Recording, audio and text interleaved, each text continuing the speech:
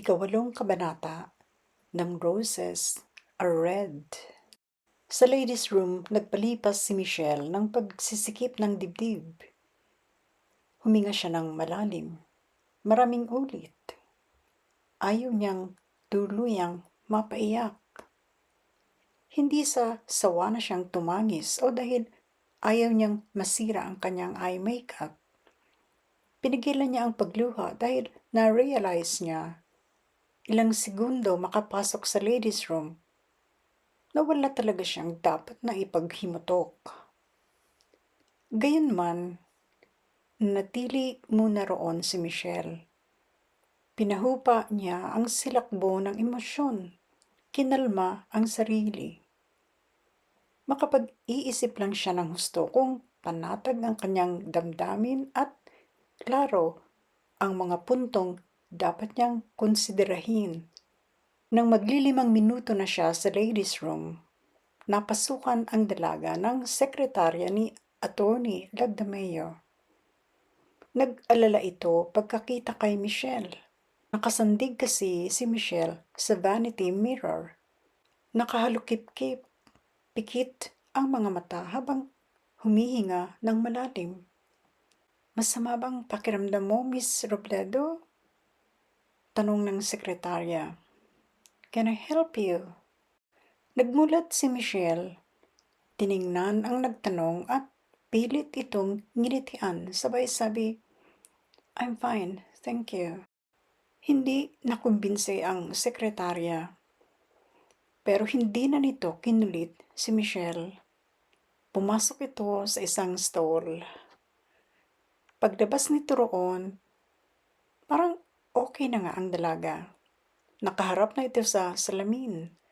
Sinisipat kung hindi kailangan i-retouch ang mascara. Nagpulbos ang sekretarya. Nagtanong dito si Michelle.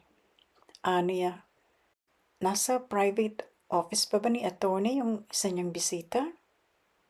Si Edmond di kasi ang tinutukoy ng dalaga.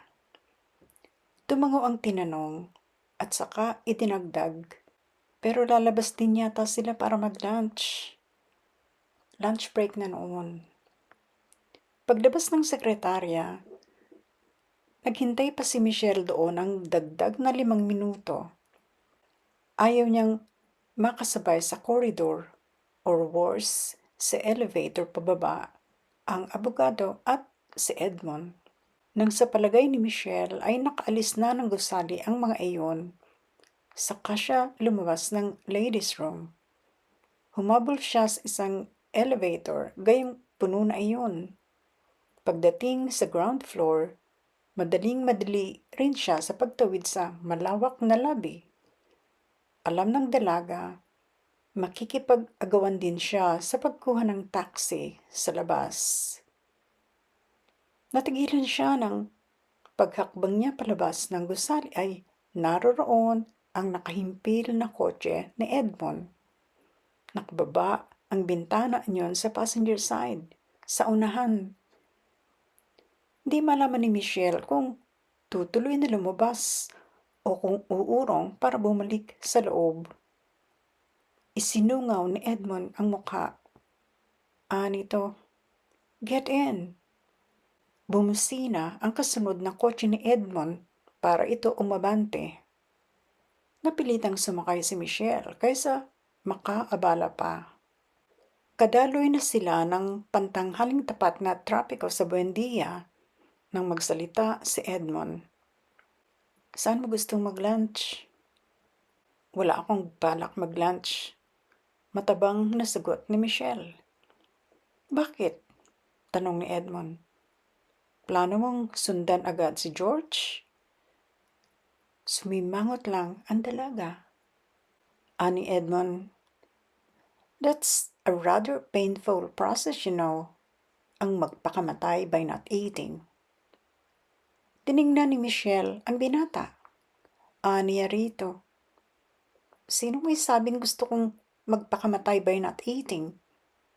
Mapipilit bang kumain ng walang gana? Ihahatid na lang kita sa inyo, sabi ni Edmond. No, Mabilis na sagot ni Michelle. I'm going to work. Sa Ortigas Center ang opisina namin. I don't think you're emotionally fit to work, sabi uli ni Edmond.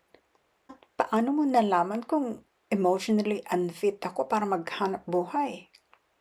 Tanong Michelle. I just know, sabi naman ni Edmond.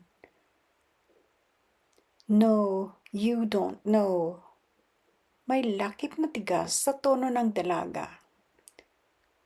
13 mahahabang taon na ang lumipas sa pagitan natin, Edmond. Patuloy niya. Hindi mo na ako kilala. Hindi umimik ang binata. Nakatutok ang konsentrasyon nito sa pagmamaneho. And I guess, dugtong ni Michelle sa sinasabi. Hindi naggaano ang talim sa kanyang tinig. Hindi na rin kita kilala ngayon. Well, sabi naman ni Edmond, what better time to get to know each other again than now, hindi ba? Pagkasabi niyon, iniliko ng binata ang kotse. Saan ang punta natin? Tanong ni Michelle. You'll see, sagot ni Edmond. Sumandal na lang si Michelle. Pakiramdam niya'y kinapos na siya ng lakas para sa dagdag na argumento. At hindi lang pisikal ang naramdaman niyang pagod. Sa dami ng naganap sa lumipas na mag-iisang linggo, huwag nang sabihing kagagaling lang niya sa 2 linggong overseas business trip.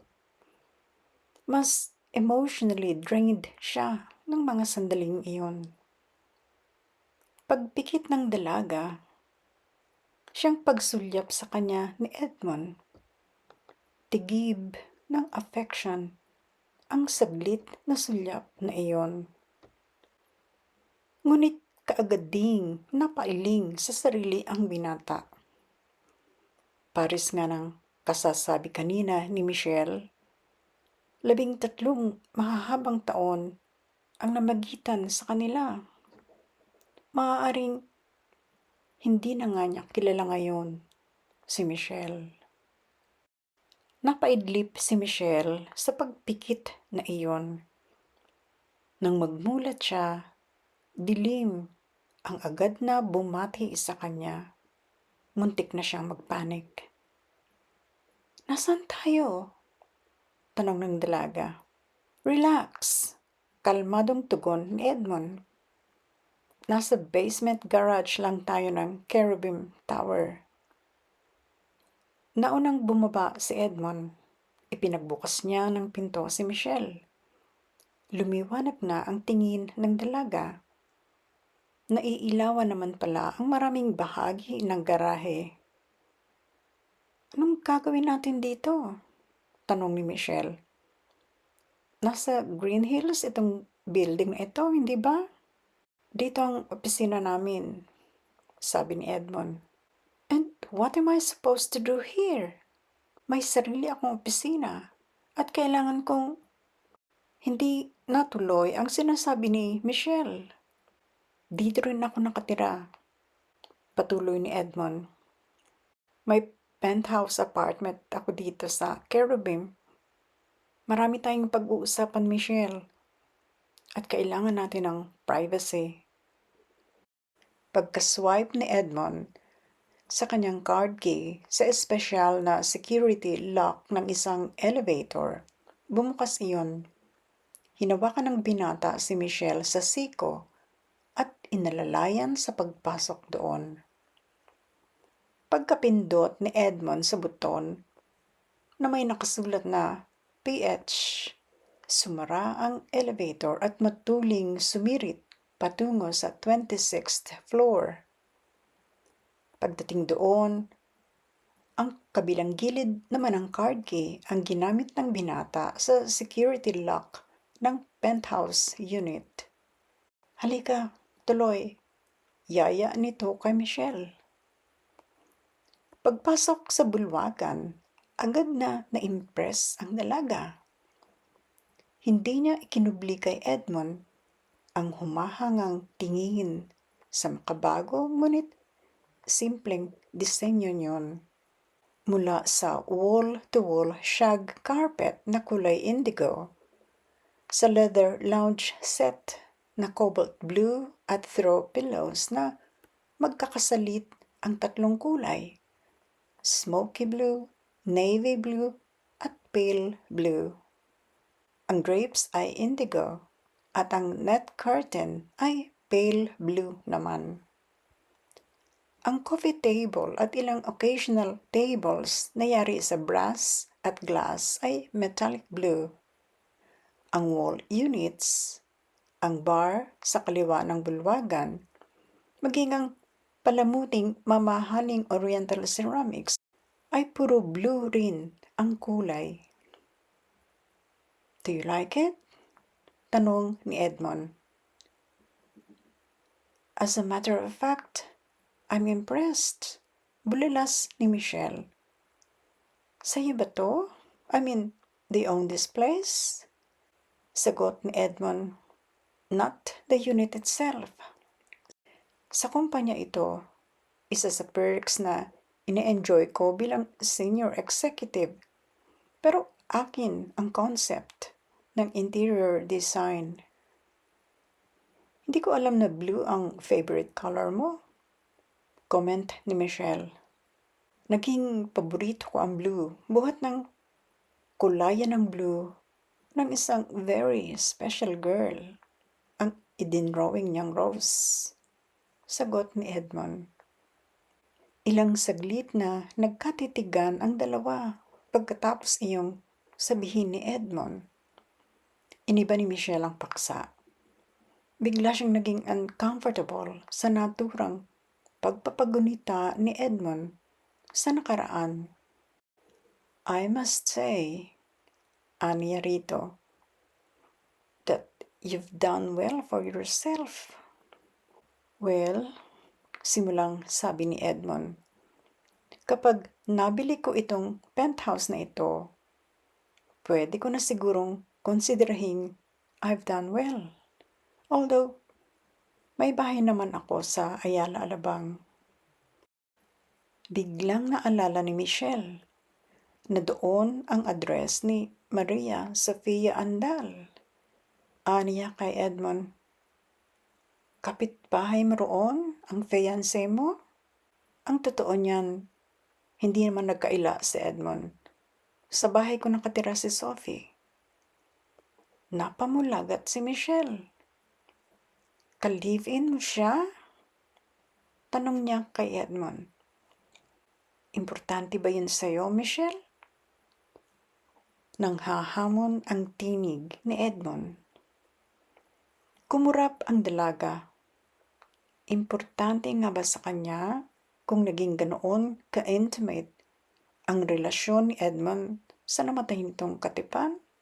Hindi hinintay ni Edmond ang isasagot doon ni Michelle. Tumalikod ito sa dalaga. Dinampot ang telepono.